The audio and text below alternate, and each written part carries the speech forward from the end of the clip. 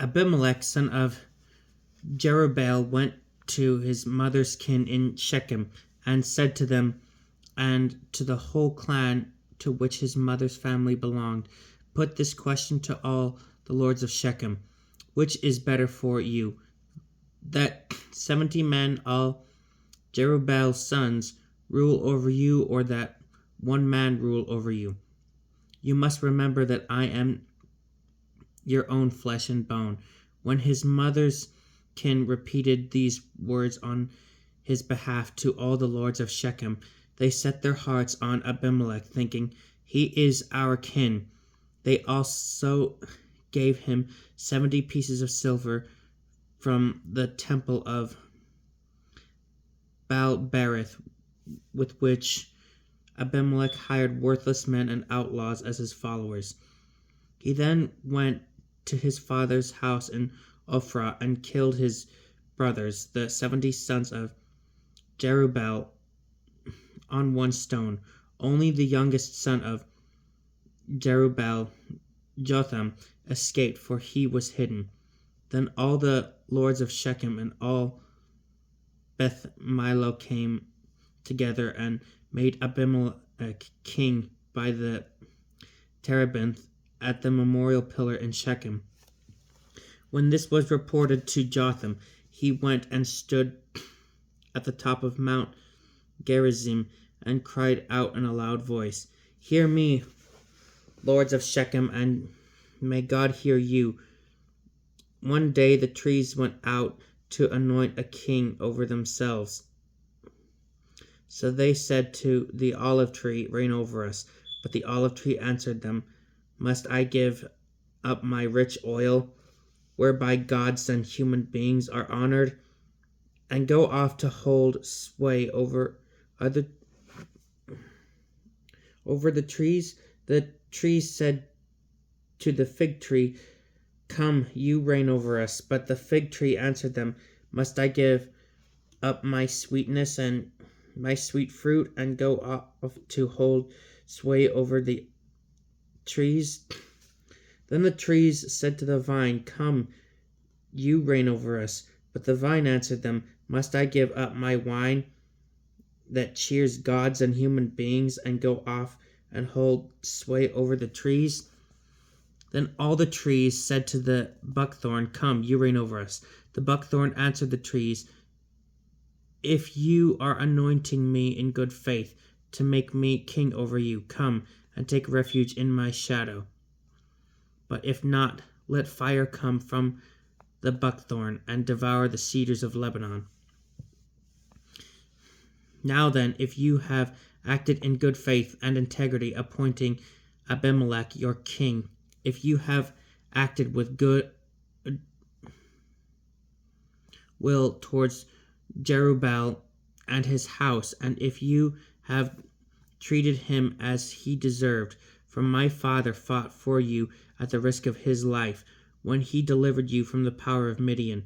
But now you have risen against my father's house today and killed his 70 sons upon one stone, and made Abimelech, the son of his maidservant, king over the lords of Shechem, because he is your kin. If then you acted in good faith and integrity towards Jerubbaal and his house today, then rejoice in Abimelech, and may he in turn rejoice in you. But if not, let fire come forth from Abimelech and devour the lords of Shechem and Beth Milo, and let fire come forth from the lords of Shechem and Beth Milo and devour Abimelech. Then Jotham fled and escaped to Beer, where he remained for fear of his brother Abimelech. When Abimelech had ruled Israel for 3 years, God put an evil spirit between Abimelech and the lords of Shechem, and the lords of Shechem broke faith with the house of Abimelech. This was to repay the violence done to the 70 sons of Jerubbaal, and to avenge their blood upon their brother Abimelech, who killed them, and upon the lords of Shechem, who encouraged him to kill his brothers. The lords of Shechem then set men in ambush for him on the mountain tops, and they robbed all who passed them on the road. It was reported to Abimelech. Now Gal, son of Ebed, and his kin came, and when they passed through Shechem, the lords of Shechem put their trust in him. They went onto the fields, harvested the grapes from their vineyards, trod them out, and held a festival. Then they went to the temple of their God, where they ate and drank and cursed Abimelech. Gal, son of Ebed, said, "Who is Abimelech, and who is Shechem, that we should serve him? Did not the son of Jerubbaal and his lieutenant Zebul serve the men of Hamor, father of Shechem? So why should we serve him? Would that these troops were entrusted to my command. I would depose Abimelech. I would say to Abimelech, get a larger army and come out."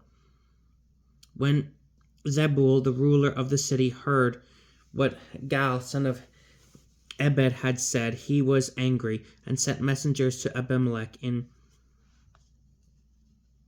Arumah and to say, "Gal, son of Ebed, and his kin have come to Shechem and are stirring the city against you. So take action tonight, you and the troops who are with you, and set an ambush in the fields. Promptly at sunrise tomorrow morning, make a raid on the city. When he and the troops who are with him come out against you, deal with him as best you can."